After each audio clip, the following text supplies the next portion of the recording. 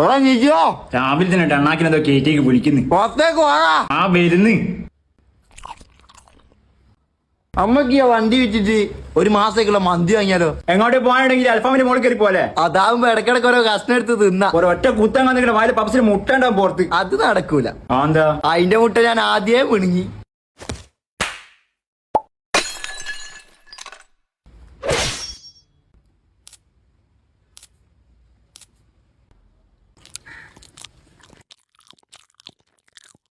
അല്ലടോ, ഇനി തിന്നാൻ വേണ്ടി ജീവിക്കുന്ന അല്ലെങ്കിൽ ജീവിക്കാൻ വേണ്ടി തിന്നത്? പണ്ടത്തെ പഴത്തിന്റെ അത്ര പോരാ ഇപ്പത്തെ പഴം. നീ മിണുങ്ങുന്നില്ല, എങ്ങോട്ടേക്കാടാ പോന്നേ? പണ്ടത്തെ ടേസ്റ്റും ഇല്ല, വലുപ്പവും ഇല്ല, മൊഞ്ചും ഇല്ല. ഇനി എന്താടാ അതിനെ കെട്ടാൻ പോവുക? ഈ പഴയ ഒരു പെണ്ണാണെങ്കിൽ ഈനെ ഞാനങ്ങ് കെട്ടേന്. ചില്ലറ കടിയൊന്നല്ല ഇന്റെ കടി പാത്തൂച്ചാന്റെ പക്ക് വേടാ, പോയി കടിച്ചാലോ?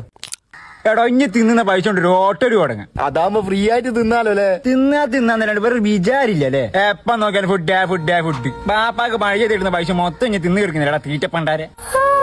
തിന്ന് മുടിപ്പിക്കുന്നതിന് പകരം പോയി ചത്തൂടടാ. ഞാൻ പോയിക്കടാ.